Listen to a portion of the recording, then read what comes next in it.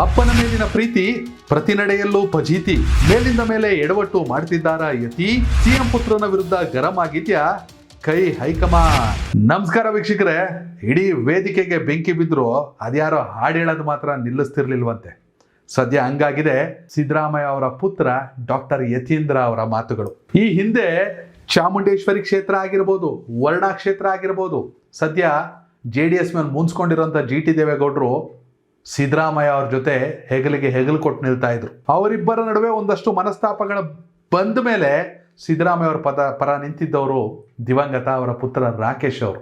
ಯಾವುದೇ ಒಂದು ಸಣ್ಣ ಸಮಸ್ಯೆ ಇಲ್ಲದ ಹಾಗೆ ರಾಕೇಶ್ ಅವರು ಪಕ್ಷವನ್ನ ಸಂಘಟಿಸ್ತಾ ಇದ್ರು. ಮಾಸ್ಟರ್ ಮೈಂಡು, ಸಂಘಟನಾ ಚತುರ ಅವರು. ಆದರೆ ಅವರೀಗ ಇಲ್ಲ. ಪುತ್ರ ಶೋಕಂ ನಿರಂತರಂ ಅನ್ನುವಂತೆ ಸಿದ್ದರಾಮಯ್ಯ ಅವ್ರಿಗೆ ಇನ್ನೂ ಕಾಡುತ್ತೆ. ಇವೆಲ್ಲದರ ನಡುವೆ ಒಂದು ಬಾರಿಯ ಶಾಸಕ, ಒಂದು ಬಾರಿಯ MLC ಡಾಕ್ಟರ್ ಯತೀಂದ್ರ, ಸಿದ್ದರಾಮಯ್ಯ ಅವರ ಮತ್ತೊಬ್ಬ ಮಗ, ಕಾಂಗ್ರೆಸ್ ಅಲ್ಲಿ ಅತಿ ಹೆಚ್ಚು ಚರ್ಚೆಯಲ್ಲಿರುವಂತ ನಾಯಕ. DK ಶಿವಕುಮಾರ್ ಮತ್ತು ಸಿದ್ದರಾಮಯ್ಯರ ನಡುವೆ ಕುರ್ಚಿ ಕಾದಾಟದ ಅದರೊಂದು ಸಣ್ಣದೊಂದು ಕಿಡಿ ಡೆಲ್ಲಿಯಲ್ಲಿ ಕಾಡ್ಗಿಚ್ಚನ್ನ ಹೊತ್ತಿಸ್ತಿದ್ರು ಕೂಡ ಯತೀಂದ್ರ ಸಿದ್ದರಾಮಯ್ಯ ಮಾತ್ರ ಅಪ್ಪ ಅವರೇ 5 ವರ್ಷ ಕಂಪ್ಲೀಟ್ ಆಗಿ ಮಾಡ್ತಾರೆ. ಹೈಕಮಾಂಡ್ಗೆ ಯಾವುದೇ ಗೊಂದಲ ಇಲ್ಲ. ನನ್ನ ಅನಿಸಿಕೆ ಪ್ರಕಾರ ಸಿದ್ದರಾಮಯ್ಯ ಅವರು 5 ವರ್ಷ ಕಂಪ್ಲೀಟ್ ಮಾಡ್ತಾರೆ ಅಂತ ಮೇಲಿಂದ ಮೇಲೆ ಹೇಳ್ತಾನೆ ಅವರೇ. ಸಿದ್ದರಾಮಯ್ಯ ಅವ್ರ ಮನೆಗೆ DK ಶಿವಕುಮಾರ್ ಅವ್ರ ಮನೆಗೆ ಸಿದ್ದರಾಮಯ್ಯ ಅವರು ಬಂದರು, ಬ್ರೇಕ್ಫಾಸ್ಟ್ ಮೀಟಿಂಗ್ ಮಾಡಿದ್ರು, ಇಬ್ಬರು ಒಟ್ಟಿಗೆ ಪ್ರೆಸ್ ಮೀಟ್ ಮಾಡಿದ್ರು. ಎಲ್ಲವೂ ತಾತ್ಕಾಲಿಕವಾಗಿ ಸೈಲೆಂಟ್ ಆಗಿರಲಿ ಅಂತ ಬಯಸಿತ್ತು ಹೈಕಮಾಂಡ್. ಆದರೆ ಇದನ್ನು ಕೆದಕ್ತಾ ಇರೋರೆ ಯತೀಂದ್ರ ಕೆದಕದ ಮೇಲೆ DK ಶಿವಕುಮಾರ್ ಬಣದಲ್ಲಿರೋ ಒಂದಷ್ಟು ನಾಯಕರುಗಳು ಸುಮ್ಮನೆ ಬಿಡ್ತಾರಾ? ಇಕ್ಬಾಲ್ ಹುಸೇನ್, ಶಿವಗಂಗಾ ಬಸವರಾಜು ರೊಚ್ಚಿಗೆದ್ದು ಮಾತಾಡ್ತಾವ್ರೆ, ಬರ್ದಿಟ್ಕೊಳ್ಳಿ ನಾವು ಮಾಡಿ ತೋರಿಸ್ತೀವಿ ಅಂತ. ಸುಮ್ಮನೆ ಮನೆ ಜಗಳ 4 ಗೋಡೆ ಒಳಗಿರ್ಬೇಕಾಗಿದ್ದು ಹಾದ್ ಬೀದಿಲಿ ಚರ್ಚೆ ಆಗ್ತಾ ಇದೆ. ಇವ್ರನ್ನ ನೋಡಿದ್ರೆ ಬೆಳಗಾವಿಗೆ ಅಧಿವೇಶನ ಮಾಡಕ್ ಹೋದಂಗೆ ಕಾಣ್ತಾ ಇಲ್ಲ. ಸಿದ್ದರಾಮಯ್ಯ ಅವ್ರೊಂದು ಗುಂಪು ಕಟ್ಕೊಂಡು ಒಬ್ರು ಮನೆಗೆ ಹೋಗು, DK ಶಿವಕುಮಾರ್ ಒಂದು ಗುಂಪು ಕಟ್ಕೊಂಡು ಒಬ್ರು ಫಾರ್ಮ್ ಹೌಸ್ಗೆ ಹೋಗು, ಇಬ್ರು ಡಿನ್ನರ್ ಪಾಲಿಟಿಕ್ಸು. ಬ್ರೇಕ್ಫಾಸ್ಟ್ ಇದ್ದಿದ್ದು ಲಂಚಿಗೆ ಬರಲಿಲ್ಲ, ಡೈರೆಕ್ಟ್ ಡಿನ್ನರ್ಗೆ ಹೊರಟೋಗ್ಬಿಟ್ಟೈತೆ. ಇವೆಲ್ಲದರ ನಡುವೆ ಇದಕ್ಕೆ ಕಾರಣ ಆಗ್ತಿರೋದು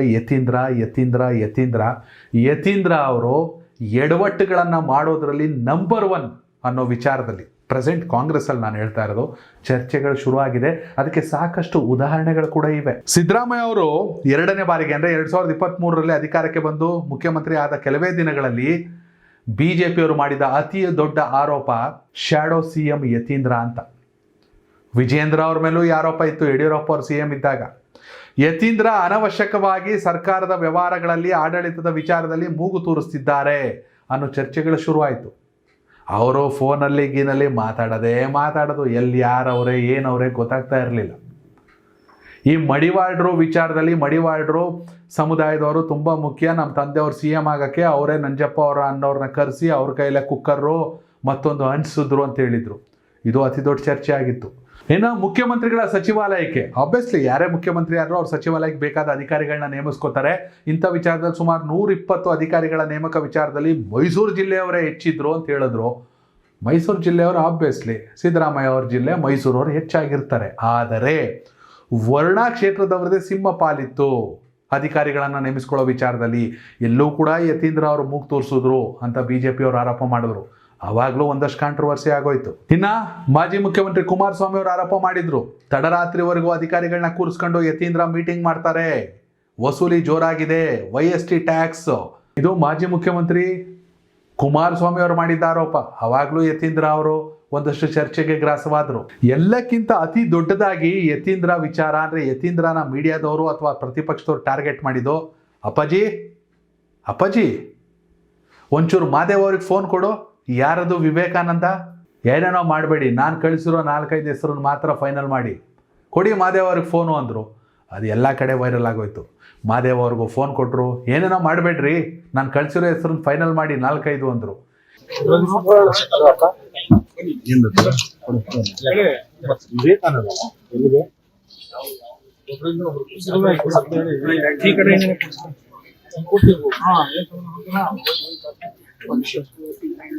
ಇಲ್ಲಪ್ಪ, ಇದು ಯಾವ್ದು ಕೊಟ್ಟಿಲ್ಲ. ಯಾರ ಮಾಧವ್ ಕೊಡಿ ಅವ್ನಿಗೆ, ಅದಕ್ಕೆ ಹೇಳಿದ್ದು ಕೊಡಿ ಆ ಮಾಧವ್.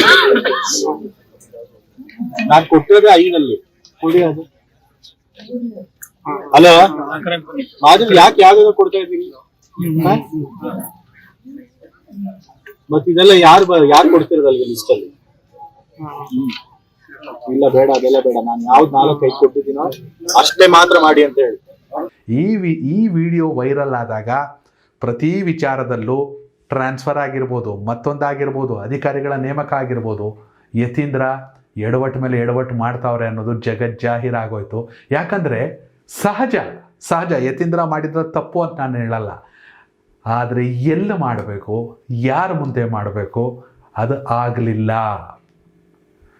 ಅದು ಹೋಗಲಿ ಬಿಡು ಅಂದರೆ ಇತ್ತೀಚೆಗಷ್ಟೇ ಒಡೆಯರ್ ಅವರ ಕುಟುಂಬಕ್ಕಿಂತಲೂ ಹೆಚ್ಚಾಗಿ ಮೈಸೂರಿನ ಅಭಿವೃದ್ಧಿಗೆ ಸಿದ್ದರಾಮಯ್ಯ ಅವರ ಕೊಡುಗೆ ಅತಿ ದೊಡ್ಡದು ಅಂದರು. ಅದು ಇನ್ನೂ ದೊಡ್ಡ ಕಾಂಟ್ರವರ್ಸಿ ಆಗೋಯ್ತು. ಮೈಸೂರಿನ ಅಭಿವೃದ್ಧಿ ವಿಚಾರದಲ್ಲಿ ನಾಲ್ವಡಿ ಕೃಷ್ಣರಾಜ ಒಡೆಯರ ಪಾಲು ಎಷ್ಟಿದೆಯೋ ಅಷ್ಟೇ ಪಾಲು ಅಥವಾ ಅದಕ್ಕಿಂತಲೂ ಹೆಚ್ಚಿನ ಪಾಲು ಸಿದ್ದರಾಮಯ್ಯ ಅವ್ರದ ಅಂದರು. ಇವತ್ತು ಮೈಸೂರಿಗೆ ನಾಲ್ವಡಿ ಕೃಷ್ಣರಾಜ ಮಹಾರಾಜರು ಎಷ್ಟು ಮೈಸೂರಿಗೆ ಡೆವಲಪ್ಮೆಂಟ್ ಮಾಡಿದ್ದಾರೆ, ಅದಕ್ಕಿಂತ ಹೆಚ್ಚು ಅಥವಾ ಅದರಷ್ಟೇ ಅನುದಾನನ ನಮ್ಮ ಸರ್ಕಾರ ಸಿದ್ದರಾಮಯ್ಯ ಅವರ ನೇತೃತ್ವದಲ್ಲಿ ಕೊಟ್ಟಿದೆ. ಇರಲಿ, ಇದು ತಂದೆ ಮೇಲಿನ ಪ್ರೀತಿ, ತಂದೆ ಮೇಲಿನ ಅಭಿಮಾನ, ಆಬ್ವಿಯಸ್ಲಿ. ಹಾಗಾದ್ರೆ ಸಿದ್ದರಾಮಯ್ಯ ಅವರಿಗಿಂತ ದೊಡ್ಡ ಲೀಡ್ರು ಮೈಸೂರು ಭಾಗದಲ್ಲೇ ದೇವರಾಜ ಅರಸು ಅವರು ಇರಲಿಲ್ವಾ? ಅವ್ರ ಭಾಗದಲ್ಲಿ ಅತಿ ಹೆಚ್ಚು ಡೆವಲಪ್ ಆಗಲಿಲ್ವಾ? ಓಕೆ, ರಾಜಕಾರಣಿಗಳು, ಜನಪ್ರತಿನಿಧಿಗಳು, ಜನನಾಯಕರು ಏನು ಬೇಕಾದ್ರೂ ಮಾಡಲಿ, ಆದರೆ ಹಿಂದೆ ಮೈಸೂರು ಒಡೆಯರ ಕೊಡುಗೆಯನ್ನು ಮೈಸೂರಿಗೆ ತಪ್ಪಿಸೋಕ್ಕಾಗಲ್ಲ. ಅವ್ರ ಲೆವೆಲ್ಗೆ ಅಥವಾ ಅವ್ರನ್ನ ಮೀರಿಸಿದ ಲೆವೆಲ್ಗೆ ಸಿದ್ದರಾಮಯ್ಯ ಅವರು ಕೊಡುಗೆ ಅಂದರು. ಅದು ಇನ್ನೂ ದೊಡ್ಡ ಕಾಂಟ್ರವರ್ಸಿ ಆಗೋಯ್ತು. ಇದೀಗ ಮತ್ತೆ ಸಿದ್ದರಾಮಯ್ಯ ಅವರು, ಡಿ ಕೆ ಶಿವಕುಮಾರ್ ಅವರು ನಗಾಡ್ಕೊಂಡು ಹಲ್ಕಿರ್ಕೊಂಡು ಮಾತಾಡ್ತಾವ್ರೆ. ಯತೀಂದ್ರ ಸುಮ್ಮನೆ ನಿಲ್ತಾ ಇಲ್ಲ. ಡಿ ಕೆ ಶಿವಕುಮಾರ್ ಪರ ಜೈಕಾರ ಹಾಕ್ತಂತ ಕಾಂಗ್ರೆಸ್ ಮುಖಂಡರಿಗೆ ಮಂಗಳೂರಲ್ಲಿ ನೋಟಿಸ್ ಕೊಡ್ತಾರೆ. ಕಾಂಗ್ರೆಸ್ MLAಗಳಿಗೆ ಅವರವ್ರ ಕ್ಷೇತ್ರದಲ್ಲಿ ನೋಟಿಸ್ ಕೊಡ್ತಾರೆ ಹೈಕಮಾಂಡಿಂದ. ಆದರೆ ಯತೀಂದ್ರ ಅವರ ವಿಚಾರದಲ್ಲಿ ಹೈಕಮಾಂಡ್ ಗಪ್ಚೂಪ್. ಇಲ್ಲಿ ಆಟ ಸಿದ್ದರಾಮಯ್ಯ ಅವ್ರದ್ದೇ ನಿಜವಾಗ್ಲೂ ನಡೀತಾ ಇದೆಯಾ?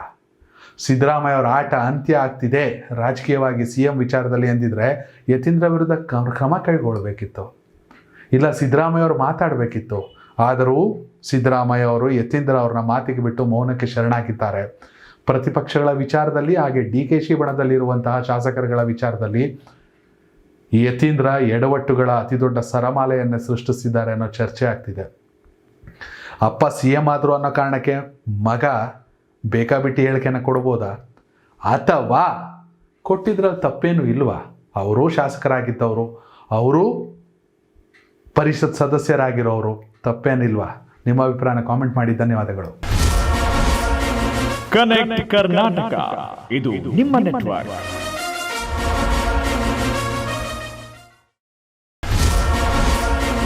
ಕನೆಕ್ಟ್ ಕರ್ನಾಟಕ, ಇದು ನಿಮ್ಮ ನೆಟ್ವರ್ಕ್.